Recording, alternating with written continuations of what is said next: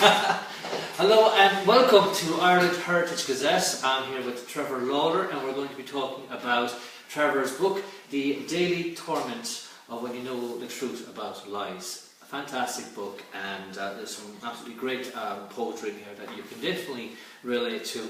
A lot of them that I can certainly read, and I'm kind of looking at them and I'm saying, oh yes, this is definitely me. This is something that I can personally relate to. So Trevor, welcome along today. Thank you very much. Trevor is my first ever live guest. I feel like, I don't know, DeGeneres versus Kimmel. I feel like Ryan Tuberty. I'm a little nervous, but so how are you feeling? Pat Kenny or Ellen DeGeneres? Well, Pat Kenny would be a bit of an insult now, but Ellen, I think I'll just value Tony. Tony Blue Grand. And we're here as well with CarlowFM and Damien Proctor is here doing the sound and audio. Thank you very much, Damien. So, tell me a little bit about yourself, Trev. Right, originally from Laois, emigrated to Carlow, all of 6 miles. All of 6 miles, All of 6 miles, country fella in the middle of nowhere, the closest neighbour a quarter of a mile away through a field. Live and work in Carlow, went to school in Carlow. I'm 34 now at the minute. Obviously this is my first book. You're a spring chicken. Spring chicken. I work in the largest care area in Carlow. I'm senior healthcare staff for a high support unit in Carlow, where I met yourself. And I'm just here now, thank God, just to publicise this. And it's an absolute pleasure to help because Trevor was a great friend, still is a great friend. Oh, of course, you're still a great friend. I'm here. He is here, Trevor, of course, was there for me when I needed him. He was a great confidant. So I'm really happy to help plug the book. What made you decide to write a book? Why not? Why not? Why not? The book, sure, where do you start? Sure, why did I write it? I'm no different than anybody that goes on social media. Let's take Facebook. Everyone tells a story every single day. Every comment that you make helps make a story. I always wanted to do a book. I always wanted to do it. It's just the way it turned out that it was a poetry book. Everyday things, situations, love, life, in between. Tragedy. There's everything in it. The more you read it, the more you get out of it. That's the way it's designed, and that's the way it's written. There's, at the moment, there is 49 pieces in it of poetry, and they range from everything from mental state, depression, trusting, my cat. Exactly, social media, your work face, work politics, everything. Literally, there's absolutely. What's written in the book is what happens in everyday life, which you can actually see every single day that you log on to Facebook. It's no different other than I just chose to write it and put it down into hardback. Yeah, I found a lot of stuff there that I was able to identify with myself as well. I read one last night out on the page, and it was the one that was number 45, The Lovely Imperfections, and to me that was one of the most beautiful poems. I really did enjoy it. I wouldn't say that was the most lovely, but yeah. Well, there you go. Something different. It was lovely imperfection within itself. I really did enjoy it, and I'll read it out again for you. Of course, I'm a poet, and I didn't know it. Make a rhyme. Well, I'm a limerick man. We invented limericks. So I'm going to read Lovely Imperfections. It's not going to be in the state of William Shatner where he kind of words out everything. You can hear him singing. So, for your own imperfections and what only you see, forget this nonsense now, and you will live free. Your weight and your looks are fine to me. Forget other opinionated people. Sure, you're only lay with me. Your age, your hair, puts you in such despair. This should not matter to others. I am happy with you. I don't care. Life goes on in the blink of an eye. Of these lovely imperfections, why do you cry? I married the person, I love their looks. What we have now is one for the books. Give over your complaints to do you no good. Not caring about your imperfections is what you should. And I have... Thank you very much. An absolutely beautiful poem, and I can certainly identify with this. I mean, I look in the mirror every morning and I'm like, oh God, but I'm beautiful anyway on the inside. Well, at the moment now, I don't have any hair issues at the moment, so I don't have to worry about it. It's okay. I'm getting there as well. I'm using it as well. Years ago, that could be just attributed to the ladies. Lovely imperfections, but men being men now, they're more metrosexual, they're more into their appearance and stuff like that.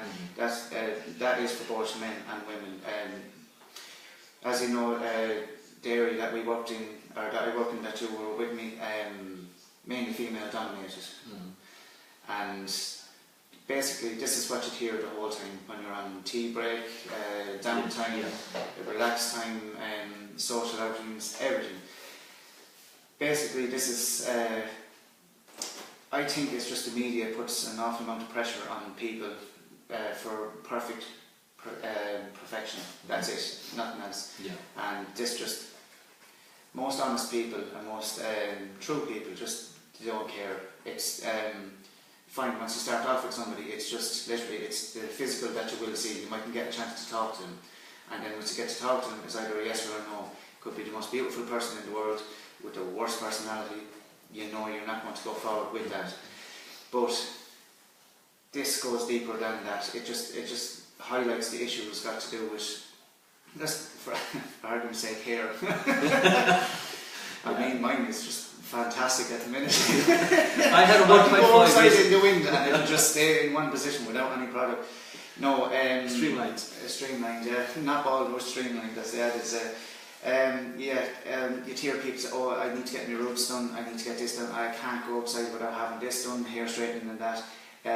That's just pressure people themselves are putting themselves under. It's absolutely nothing got to do with what most people in general want themselves.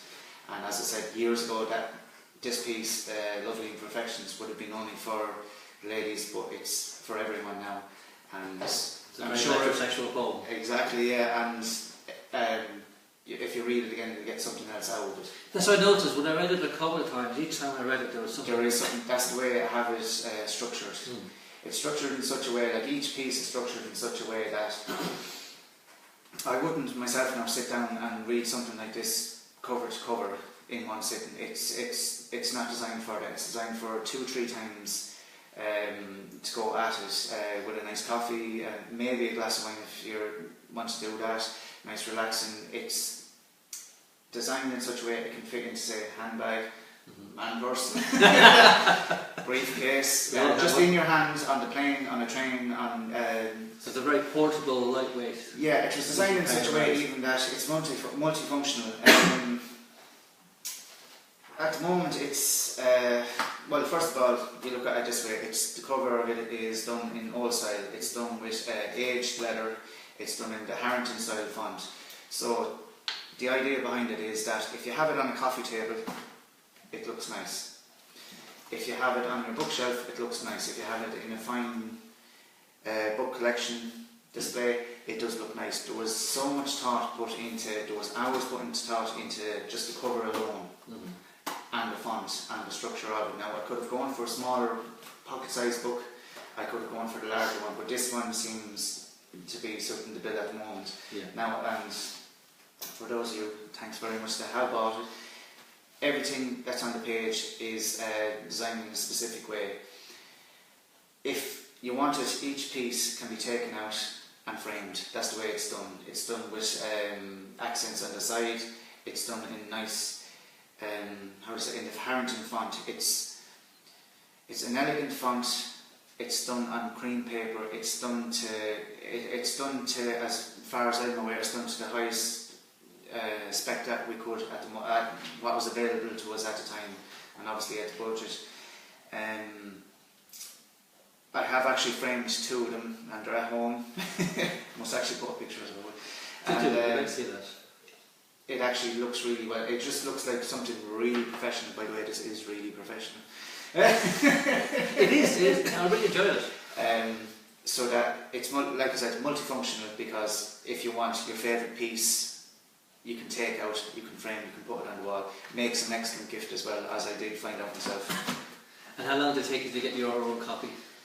Oh, that's an issue. I'm sorry. Anthony Healy had his copy, I think it was what? I had it with 3 days of buying it, and the book or the box was as big as a table. Yeah.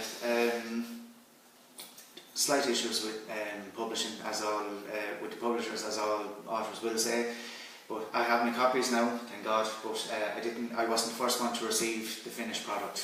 I had the PDF, okay, fair enough, but I wasn't the first one to receive it. Main thing is it's out and it's good. It looks good. It'll make an ideal Christmas present or a birthday present to any lover of poetry. So, could you read out maybe a poem and tell me a little bit about it? What's your favourite of the whole lot? Well, to make things easier on yourself for interviews and that, the first poem, my favourite one is Life is the name of it. It's the first poem and it's on page number 1 of the book. This poem is a variation. It's maybe third generation variation of a piece I did for a lady that myself and Anthony worked with, and well, I've worked with her for years and top of years in various different places around Carlow, different work environments around Carlow, and unfortunately there was a tragedy involving a member of her family, and it affected me so much that I felt compelled to do a piece. I just wanted to do my little bit. I never met the person, the deceased, but I never met them, but I've always heard fantastic things about them, and the parents who I did the piece for were very proud of the person, a young person, and I said I wanted to contribute my little bit, but this is only a variation, it isn't the exact one. So I'll start off anyway. The title is Life. Life is so fragile, this is our warning. For those left behind, can we still be mourning? The twist of the throttle, the push of the pedal. At the end of the race, there will be no medal. Slip of our tongues, the slide of our hands. Where we end up, are we in good hands? Life is not simple, life is no breeze. So how come some people get through with such ease? Life is evolving all of the time. The only thing certain is our limited time. I mean, it's simple, plain, but it has so much depth to it. It goes through so many different layers. It's an easy read. Most of the book is an easy read for people who wouldn't read books much, or maybe find social media better. Yeah. This would be a very good book to start with. Also, I've given it to people who are very much into arts and into poetry and that, and they said it's very in depth. It's the way that it's written. There's so many variations per piece. Like there is 49 pieces in this, but of each piece, approximately there's 4 different variations of it. Now I've toned down an awful lot of it. Now you know me from work, so it can be extremely colourful. But it's true. Yeah, well, it is true. It's true to the heart. It's what you could consider a labour of love. It is a labour of love. I've always done writing, but in particular with this, I started in maybe, I think it was the summer of 2012. I had it in the drawer. But it was actually my wife was the driving force behind this. It's still being in the drawer. Yeah. Our wives are always a driving force. So she was the one that pushed me, get into that car and drive. So in other words, my wife made me rubbish. I didn't know bad thing, you know. No. In fairness, now I really couldn't have done it without her. I won't say she was the inspiration for many pieces in this, but there is pieces dedicated to her. Now I have dedicated the whole book to her. How should I say it? It has been a labour of love. Now, when you write a piece like this, you have to understand it's very personal. Yeah. Like everything that's written here is from me. So you say number 8. let's say giving up work, you say that's a load of waffle, I don't like that, I don't this, that. I have to accept that criticism because I put my work out there. It's very hard to do something like this out for everybody to look at. And as I do say, I take compliments with gratitude and I take non-compliments with a €20 note. Wise words. Exactly. Wise words indeed. And I must say, that poem that you just read as well, you know, when I was reading it, my father, he's gone now since 1999, and I was reading it, and it reminded me a lot of him as well, you know, he passed away in a road accident. Another one of my favourites. There's loads. I mean, I can't specifically say that there's maybe one piece I like and one piece I don't. Each one touches me in such a different way. It really does, you know. And the one here, if I can find it again. There you go. The Pursuit of Perfection. Yeah, that now before you read that has been toned down an awful amount, but well, as I've been told in college, I'm a bit of an OCD-er, obsessive compulsive. And I sat down and I read it and I had to walk away because I laughed, but in a good way. Because that's me. Any positive reaction? The reaction is very good. When Trevor was writing this, he must have been thinking of me. That's very much. I should read out the poem in my best William Shatner voice. Is it the pursuit of perfection for a man to think of his erection? Which is kids, please leave the room. Is the pursuit of perfection for a woman not have a section?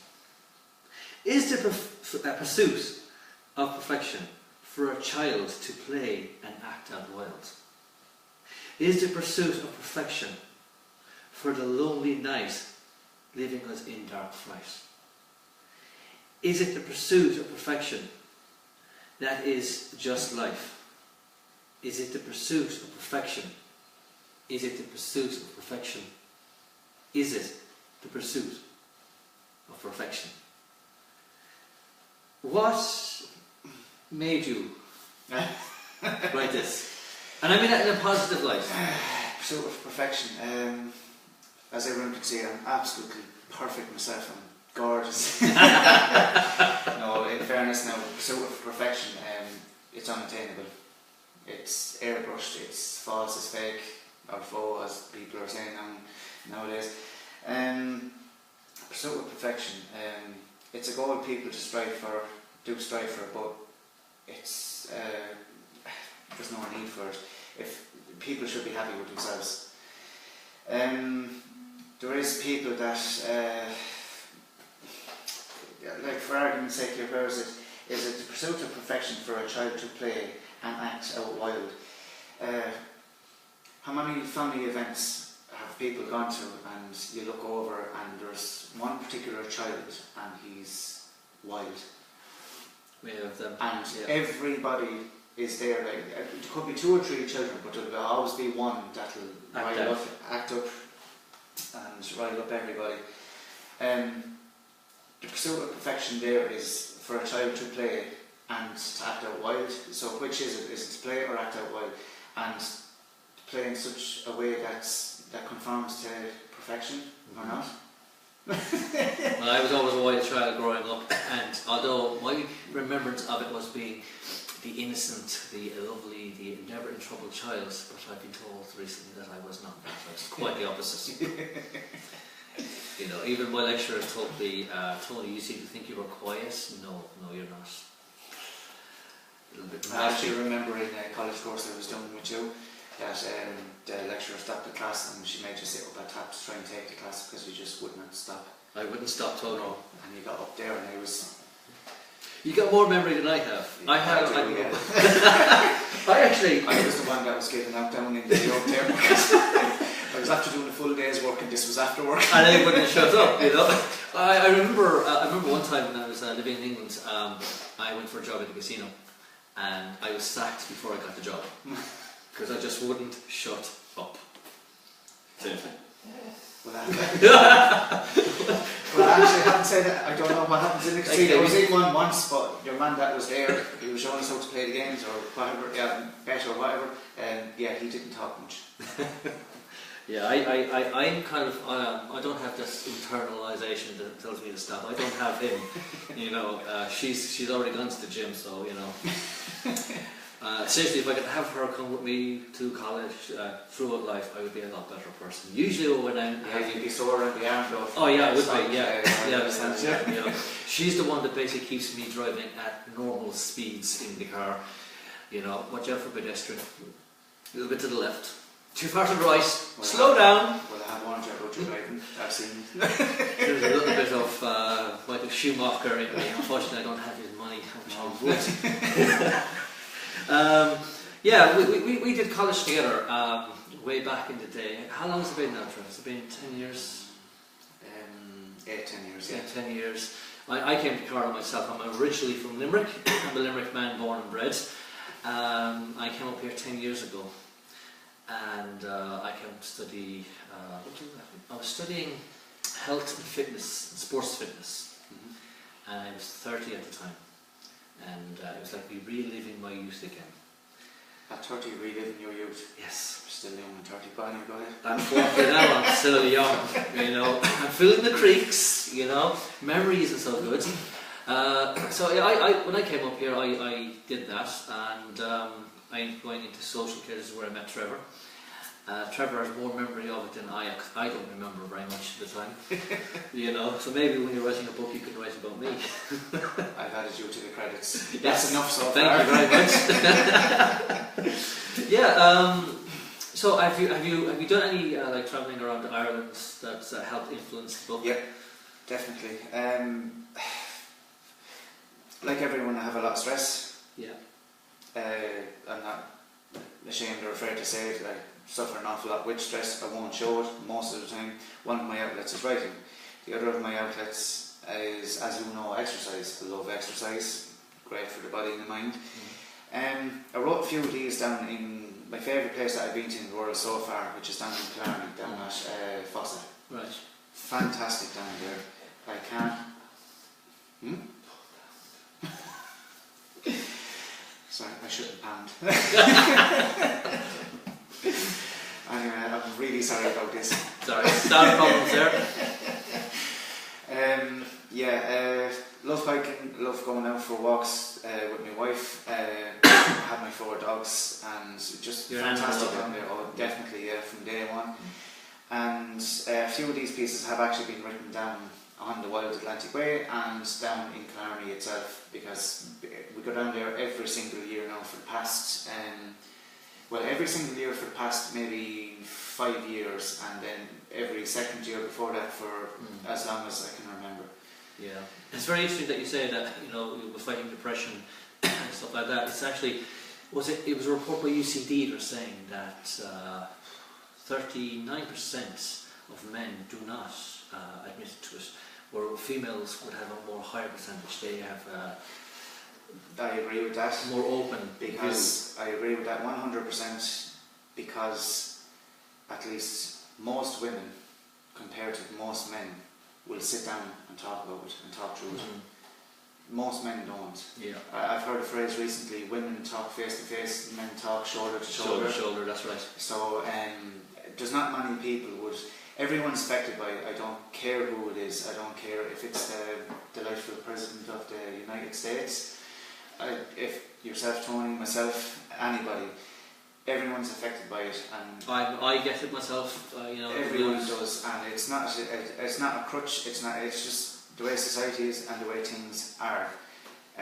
Most people won't say it, but what I've noticed more frequently now on social media is posts from different things, different people, and I'm heavily involved into motorbikes, as you know, and I'm admin for Bikers for Life, and I'm a strong member then in Carlow Motorcycle Group, and they're doing a fantastic amount of, how should I say it, fundraising for issues such as depression, awareness about it, people with disabilities, a wide range of things, and everything is actually put up. So there is people talking about it, and even by people literally just clicking share and sharing it, that is actually talking about it. There's a lot of people who talk on Facebook about their life, sometimes more than they should, more than they would in real life as well. Like, some people will not tell the person next to them that. No, but they feel very confident behind the screen. Yeah,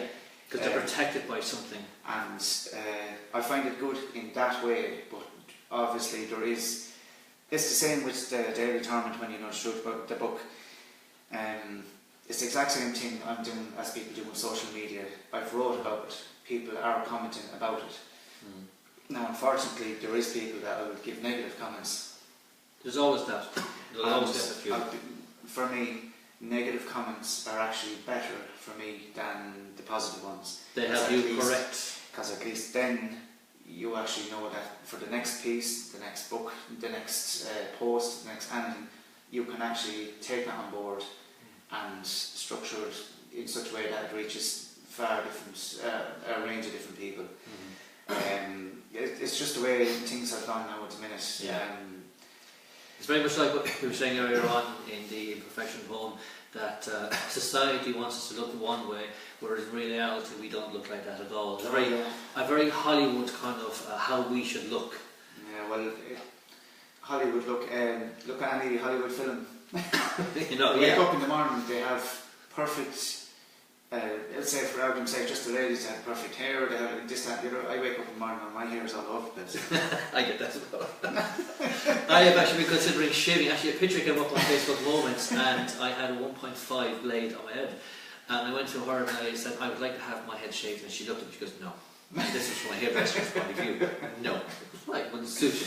I said, no, look, give me a 2. She gave me a 1.5. It was streamlined.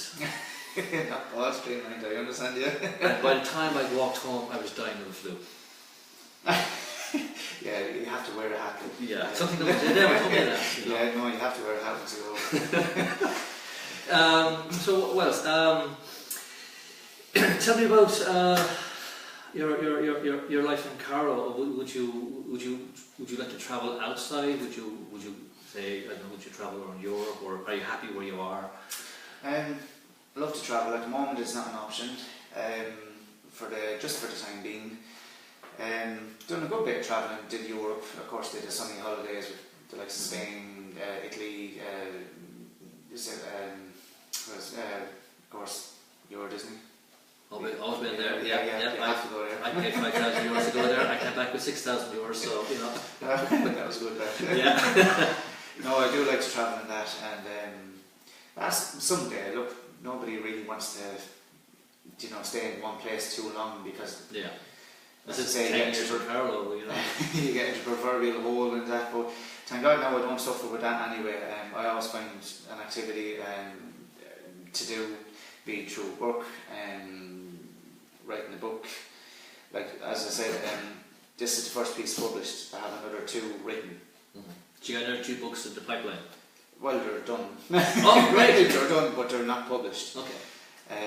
Do you think you'll get them out straight away, or the iron's hot, or do you think you're going to wait a little bit longer? Well, I'm already about a fifth of the way through a second poetry book, but the other book is a comic motorbike book reference. Yeah.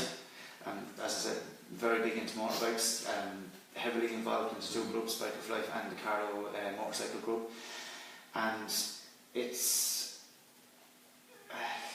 from dealings with, once you talk to people, you hear different phrases, you hear a different way of going on, different slang, the whole works. Well, it's basically got to do with that comic reference to parts of bikes, the way you talk about bikes, and it's from women and men. It's not only men. And would you have to be into bikes to kind of understand it and appreciate it? Not really. Like, so a general audience could enjoy it? Yeah, I'm assuming people that know what an exhaust pipe is, what a motorbike is, just the basics in it. Now there is things that literally bikers would know, but there is things in it then as well that, like people that mightn't be necessarily into it, they'd know it, they'd get a kick from it. Yeah. It's funny, but like I said, it's like, it is in the pipeline.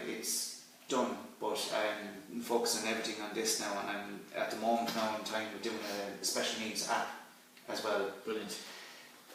Everything is in the pipeline. As I said, there's no point in starting 6 and 7 different things. You take one, you start it, you complete it, and this is it. The book, Daily Torment, Truth About Lies. This is, I mean, like, I'm going to read another poem actually. Okay. And I want people to buy it as well. You don't have to read off. Well, we've done 3, so don't worry. And you've got another 2 books. So I'm going to pick up one randomly, and I'm going to read it, and you're going to tell me exactly why you wrote it. There is choice ones in there. There is choice ones there, I know. Any children in the room you can leave now. Now there's an interesting one. Oh, yeah. A regretful night out. Now, would you like to read this, or shall I read this? Yeah. Okay. You're going to enjoy it. Now, it's number 22 in the book. How should I say it? Everyone has had a regretful night out through, I don't know, being splashed with a car on the way, on a rainy night on the way to an event. Too much alcohol. We've all been there. Hugging the Simple toilet bowl. Yeah, talking to our maker on the porcelain, what is it, on the porcelain telephone? Yes. Yeah. Right, a regretful night out. Oh my God, what is that sound? It feels like someone's using my head to break some ground. It seems like such a good idea to open the second bottle bought cheaply from the likes of IKEA. Really cheap. That is really cheap. Conversation was great as we did deliberate while eating lots of nibbles straight from our plate. Lots of topics to deliberate, not much thought put into consumption. Oh, for goodness sake. That's the next morning, for goodness sake. Talking and chatting, having the crack, not a thought put into heading straight back. Did we drink wine just to have a good time? Did we drink beer just to have a good cheer? Did we drink shots just to fuel our thoughts? No, no, no, it was all a lie. I was at home, writing this poem all alone. Fantastic. You can definitely relate to this, okay? Don't deny it. I know you can, okay? I can relate to it. I have actually. You know what? The funny thing is, my memories of 10 years ago in the college are practically non-existent. However, you asked me. We did for there. Mine are non-existent. However, when it comes to going on a drunken night out, I certainly remember many of those. Since well, it doesn't only go on drunken night out now. I know it just reference wine and alcohol and stuff in it. It does, like I said, it can be an event that happened when you went out, a regretful night out. Not necessarily that, but you can guess what you want out of it. Was the new going out is staying in Netflix and chill. And I've just discovered Netflix. And oh my God, I'm addicted to it. Where has it been all my life? And how was you studying for college going? Oh, what's that? How's Netflix? Well, actually, I should be studying now, but you know, pressure from a friend to help him out. And I'm more than happy to do it. Actually, trust me, from my heart, I'm really enjoying doing this as much as I'm enjoying Netflix. And actually, I am a Trekkie. I am a Star Trek fan, and I'm admitting it. And since I got Netflix, I have rediscovered a love of Star Trek. And unfortunately, I have an addictive personality. So when I start with something, I will continue watching it. And I've been binge watching Voyager there for the last couple of nights. And the wife goes, "Will you bloody study, man? Or I won't feed you." Oh God, yeah. So yeah, drunken nights out is certainly something that I can definitely relate to. Although my wife has not stopped me, she's encouraged me to not drink as much as I used to. Do you think is that a good thing? Is that a bad thing? Well, it's never a bad thing. I don't think everything in moderation. But everything in moderation. Everything in moderation. We do little bits of everything. Doesn't do any harm. Yeah. It really doesn't do any harm. Like I class myself as a non-smoker, but every couple of months I love the taste of a cigar and the taste of a pipe. Yeah. and I'd have a piece or a bit. It'd just be lovely. Would that be from a memory of a family member or just? Well, one say the pipe from a family member, and the cigar then from a bad influence when I was in a job, and the owner came down one day with a fantastic Cuban cigar, and he asked me would I like to sample, and I did, and that was it. So thanks very much. The cheap ones just don't do it. It has to be the full one. I never actually put a cigarette tone out. Not once. I haven't either, no, and I wouldn't be. I can't see the appeal to it. I'm more of a chocoholic now. It's all down to peer pressure. It's in the book as well. Yeah. It's down to peer pressure. Being pressurised into things, and look, each to their own. You remember back a few years ago before smoking ban was that at the time? I don't know. I actually didn't know it at the time, so yeah, you probably were. The smoking ban wasn't in, so being a non-smoker, going out into say a pub, just going out to a pub or for a restaurant for a meal or whatever, and you go out, and being a non-smoker, you go, and obviously if there's somebody smoking around it, you inhale it, it's your second-hand smoke, and because I wouldn't be used to smoking, it irritates. Yeah. And when it irritates, then you don't feel great the next day. You might have only had maybe one drink, a glass of wine with your meal, and the effects will be worse the next day because of just the smoke inhalation. And obviously then the next day that you wake up and the whole room smells like where you've just had to come out of the pub, the smoke and that. I'm not against smoking, because obviously I do like the odd little bit myself, and it's very odd, but everything in moderation, and that's why you read this every second day. Because I remember my dad used to smoke, and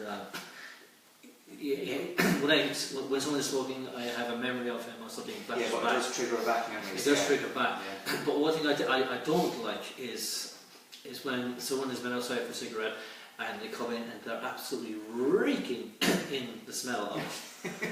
And it's not nice. Well, that's a good quality cigarette. It is a very good quality cigarette. They put money into it. It wasn't the little cheapy ones that you roll and things, isn't it? The ones that come off the back of a truck somewhere. So the book, so stuttering here, I've been doing so well for the last 50 minutes. The Daily Torment, when you know the truth about lies. And you can get this on Amazon, and I'm sure... Author House on Kindle as well. That's right, Author House on Kindle. And actually, I should get you to sign this book for me as well. Kind of autograph that, yeah. I'm sure Trevor can do a few autographs if you want. I can be contacted through... yes, good idea actually. Through your Irish Heritage site. Yes, Irish Heritage Gazette, Limerick City Citizens and Carlow Gazette. People who know me obviously can contact me directly, but main publication and stuff, please just contact me through Anthony's Irish Heritage site. I'm more than welcome to send me any private mails, and we need the links like I did last night to Pam and Mary. Very happy. Pam and Mary are actually from America, and we sent them the links. I think they'll get it easier than we did, because Amazon being American. Well, you will. There's actually a lady from Australia. I think she'll get them up before you will. No, I have them at the moment. God. Yeah. So remember to check out the book of Trevor Lawlor. And it's an absolutely fantastic read, and I really enjoyed it myself. I know you will. Thank you very much, Trevor, for coming in to see us today. And before we go, I'm just going to read out one or two more things, if you don't mind. I do feel a lot like Gay Byrne more than Ryan Tuberty. They're really older than you, yeah. Yeah, I know. Okay, just... Yes, you know. Right, can I just say thank you to Fiona O'Dwyer, who's from the Irish Landscape Photographer, and she posts a lot of photos on the pages, fantastic photos, very artistic, and keep up the work. To Alex Kennedy, thank you very much, Alex. Alex is from Limerick, and he posted some old family photos there last night. And it was very nice to ask for permission, but you can post away, you don't need to ask for permission, and we love stuff like that. Brendan Gleeson from Limerick, who has been quite the celebrity with the Limerick Post newspaper and the Limerick Leader. He's got quite a lot of photos there, and he posts them to my page, and I am truly grateful for his contributions. Also, can I say hello to a special hello to Colette Dillon. How are you doing, Colette, out there? I hope you're well. I haven't seen you in a while. I've seen her last week in Little. She was like, "Hello, Tony." I was like, "Oh, hello." You know. She doesn't talk to me. Just Yeah, we should invite her over. I should interview her next. Actually, we go for a coffee. Yes, we did. Yeah. Yeah. She gave my father-in-law a bottle of Irish whiskey. And oh my God, I mean, like the guy was drinking it, and he was like, basically in Chinese, was you call this alcohol? And my wedding, I told a lie today. I told a lie. I did smoke. You lie? Yes, I did smoke. In fact, I smoked 70 cigarettes. But it was because I got married. And in the marriage ceremony, I smoked a cigarette, I had to take a shot of whatever it was, rice wine, and by the time I got to the 70th, oh God, it's powerful stuff, you know, I put hair back in your head. I nearly dropped unconscious after the 60th shot. Well, you know. I'm a lightweight when it comes to it, so I'd imagine, 60. Yeah. Oh, lightweight. I didn't even know I was getting married. I just turned up and there was 200 people there. And you got a fancy ring in your finger. Yes, and George Takei was there from, you know. Also, what else have we got here? Yes, so also, can I ask everybody to support this lady right here? I'm sure you've heard her on a lot of the radio stations. Is Vera Toomey and Paul and Ava, and she's going to be walking from Cork all the way to Dublin. And what she wants to do is basically, she wants to get a medicinal cannabis herbal, which is for her daughter Ava. She suffers from Dravet syndrome, which is a rare catastrophic lifelong epilepsy, and she can have up to 20 seizures a day. And with this medicine, which has been released in places like Australia and America, it's essential that this person gets this medicine, and it's stupid. It is stupid that they, we can't give it, or it's too expensive. So she's going to be doing a walk from Cork all the way to Dublin. Please, on the site, please make sure to lend your support. Do a little something like this if you want, or if you see a plaque, and make sure that you let her know that you're supporting her. Let's see here. Yep. I have stuff that I just need to go through. Yes, so Vera, Paul and Ava Toomey, who are walking from Cork to Dublin. Ava, who's 6 years old. Hello, Ava. Hello from Ireland Heritage Gazette. Let's see, what else can I do? Yes, Carlow College. Actually, you might be interested in this. They're doing Creative Literary Awards on March the 13th, 2017, where they get writers to kind of contribute something like that. Maybe in time you might think of doing. Would you be interested in something like that one day? Yeah, I could never say never. Never say never. I can see with your pipe and your slippers. Pipe with me Crocs, yeah. And your Croc. Yeah, the 21st century, yeah. Famous Crocs. So, yeah, and thank you to Jared Coyle. I posted and shared the event there on the page last night. So, best of luck with that on the 13th of March. Yeah, it basically brings together the entire college's literary talent. So, good luck to everybody who's going to be doing that. Quickly to say thank you very much to Jenny Young, who does a lot of contributions to the page, a lot of historical content that comes through. Do I have anything else? Have I missed anybody? I don't think I have. So that's that. So last plug of the day, make sure that you get your copy. I will post the links again on Amazon, and where else again? It's on Otterhouse and it's on Kindle. Otterhouse and Kindle. It's the Daily Torment of When You Know the Truth About Lies by Trevor Lawlor. Thank you, Trevor, for coming to see us today. Thank you. And also thank you to CarlowFM and Damien Proctor, who did all the sound engineers. Thank you very much. He's the man in the corner. He's the man in the corner you can't see. We'll post a photo of you later on. And again, thank you very much. And I just want to say massive shout out to my wife. I really wouldn't have done it other than her. It would have been still in the drawer. A huge shout out to Anthony Heaney. Tony.